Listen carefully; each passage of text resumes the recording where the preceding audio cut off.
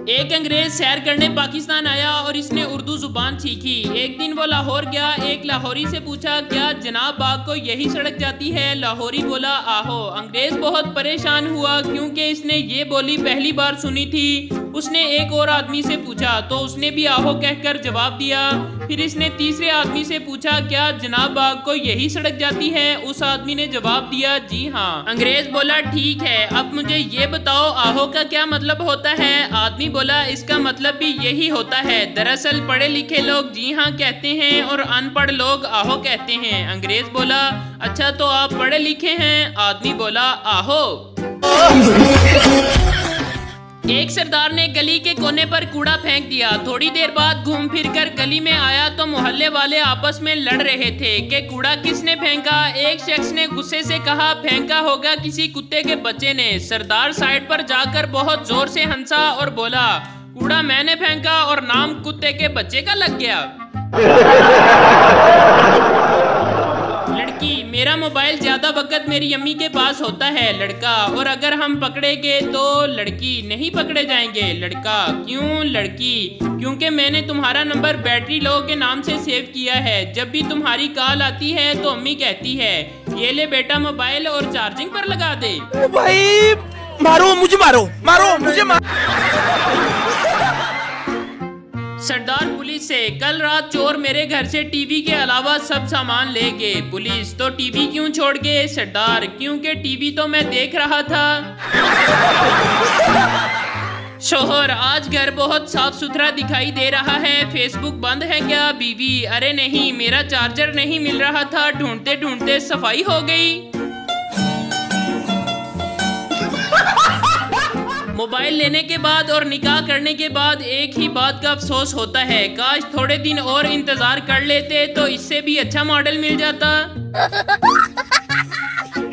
मियाँ बीवी में झगड़ा हुआ तो बीवी ने अपनी माँ को फोन किया और कहा मैं आपके यहाँ आ रही हूँ। माँ ने कहा इसे अपने किए की सजा मिलनी चाहिए, तुम वहीं ठहरो मैं तुम्हारे यहाँ आ रही हूँ।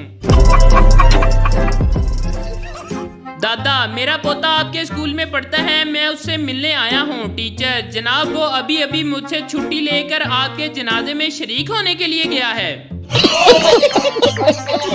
बादशाह अकबर अनारकली तुझे क्या चाहिए, ताज या तख्त? अनारकली बादशाह हजूर मुझे ना तो ताज चाहिए ना ही तख्त, बस अल्लाह का वास्ता है मुझे वाईफाई का पासवर्ड दे दो। नहीं।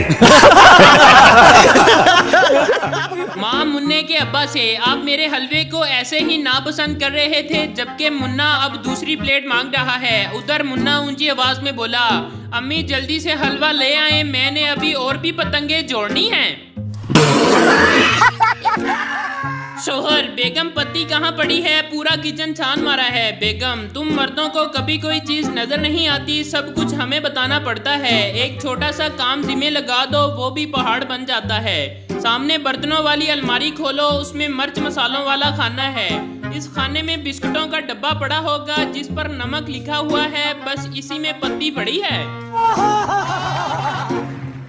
रंग से गोरी ना थी लेकिन खूबसूरत थी, बहुत आला ना थी लेकिन मेरे लिए काबिल थी। मोहब्बत देने वाली ना सही मेरे कदमों से कदम मिलाती थी। मस्जिद आने से इनकार करती थी लेकिन मस्जिद के बाहर मेरा इंतजार करती थी।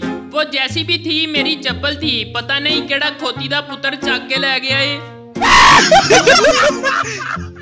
मेरा जाना फैसलाबाद हुआ तो एक रिक्शे वाले से पूछा भाई घंटा घर जाना है कितना किराया है? रिक्शे वाला 250 रुपए। मैंने कहा भाई ये तो घंटा घर खड़ा है। रिक्शे वाला वीरे ध्यान नाल देखी किते हाथ ना लग जाए। खैर अंदर बैठ गए।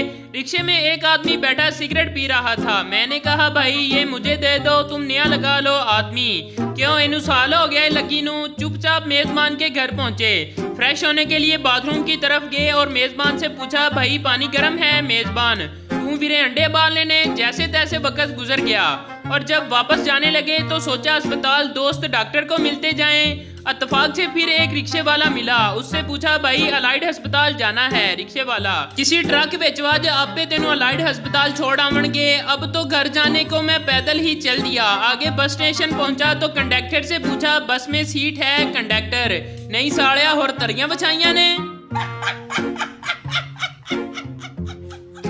बहुत अरसे की बात है कि एक अमेरिकन औरत, एक जापानी औरत और ज़ुबैदा आपा एक कश्ती में इकट्ठी बैठी दरिया की सैर कर रही थी कि एक जिन नमूदार हुआ और बोला, तुम सब बारी बारी कोई भी चीज़ दरिया में फेंको, मैंने अगर वो चीज़ ढूंढ ली तो इस औरत को खा जाऊंगा जिसकी वो चीज़ होगी, और अगर ना ढूंढ सका तो हमेशा के लिए उस औरत का गुलाम हो जाऊंगा। सबसे पहले अमेरिकी औरत ने अपने मोबाइल फ़ोन में से छोटा सा मेमोरी कार्ड निकाला और दरिया में फेंक दिया। जिन 1 मिनट से भी पहले ढूंढ कर ले आया और अमेरिकी औरत को खा गया। इसके बाद जापानी औरत ने अपने पर्स में से एक छोटा सा नगीना निकाला और दरिया में फेंक दिया। जिन 1 मिनट से पहले वो नगीना ढूंढ कर ले आया और जापानी औरत को खा गया। आखिर में ज़ुबैदा आपा की बारी आई तो ज़ुबैदा आपा ने पद मारा और बोली, चल मेरा पुत्र ए लब के ले आ।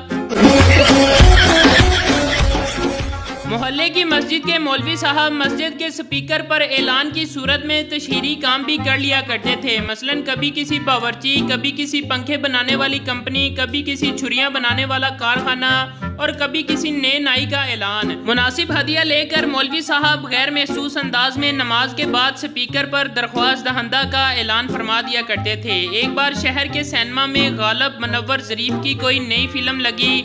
सिनेमा का मालिक मौलवी साहब से वाकिफ था, लिहाजा पहले शो से कबल मौलवी साहब से फिल्म के बारे में ऐलान करने की दरख्वास्त कर दी। मुनासिब मुआवजा भी पेश कर दिया। मौलवी साहब कुछ देर सोचते रहे कि भला मस्जिद के स्पीकर से फिल्म का ऐलान कैसे होगा, और फिर इत्मीनान से कहा ऐलान हो जाएगा। रात इशा की नमाज पढ़ाई, जज्बाती दुआ करवाई और फिर माइक पर आकर गोया हुए बोले, इंसान बहुत खसारे में है।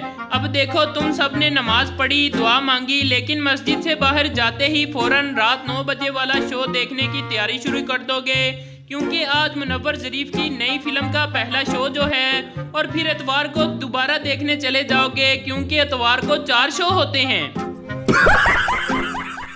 टांगे वाले ने सड़क के दरमियान चलने वाली बुढ़िया से चीख कर कहा, बच माई बच, लेकिन बुढ़िया रास्ते से ना हटी और टांगे के नीचे आकर जख्मी हो गई। पुलिस वाले ने टांगे वाले का चालान काट दिया और पूछा कि तुमने जानबूझकर ऐसा किया है। टांगे वाला खामोश रहा, लेकिन बुढ़िया बोल पड़ी, अरे बेगैरत, उस वक्त तो बड़ा बोल रहा था बच माई बच, हुण क्यों नहीं बोलता?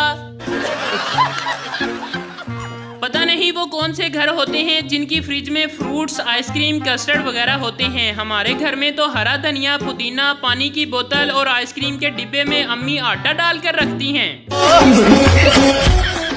एक दिन जंगल के जानवरों ने शेर से कहा कि बादशाह सलामत, आप सारा गोश्त खुद खा जाते हैं और हमारे लिए सिर्फ हड्डियां छोड़ते हैं। ये जमहूरी दौर है, इसलिए वसाइल की तकसीम भी जमहूरी अंदाज से होनी चाहिए। शेर ने दूसरे दिन गाय का शिकार करने के बाद इसके 4 टुकड़े किए और सबको बुलाकर तकसीम का अमल शुरू किया।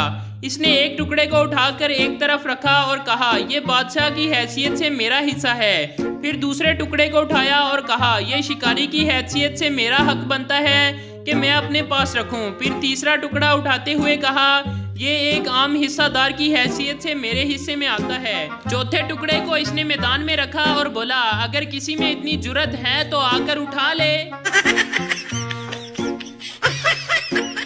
ऑपरेशन के लिए बेहोशी का टीका लगाने से पहले डॉक्टर ने मरीजा से पूछा, आपकी उम्र क्या है? मरीजा ने कहा 28 साल। डॉक्टर ने कहा, मोहतरमा, आपको यकीन है ना कि आपकी उम्र यही है, क्योंकि मैंने आपकी उम्र के हिसाब से आपको बेहोशी की दवा की मिकदार मुकर्रर करनी है। मरीजा ने कहा 38 साल। डॉक्टर ने फिर कहा, आप देख लीजिए, दवाई की कम या ज्यादा मिकदार से मरीज या तो ऑपरेशन के दौरान ही होश में आ जाता है या फिर कोमा में भी जा सकता है। मरीजा 38 साल। डॉक्टर ने फिर कहा, अगर आप अपनी उम्र गलत बताएंगी तो दवाई की कमोबेश मिकदार का सीधा सीधा असर गुर्दों पर पड़ता है और वो फेल भी हो सकते हैं। मरीजा ने चीखते हुए कहा, 50 साल। अब भले ऑपरेशन थिएटर से मेरी लाश ही क्यों ना बाहर निकले, मैं इससे ज्यादा अपनी उम्र नहीं बढ़ा सकती।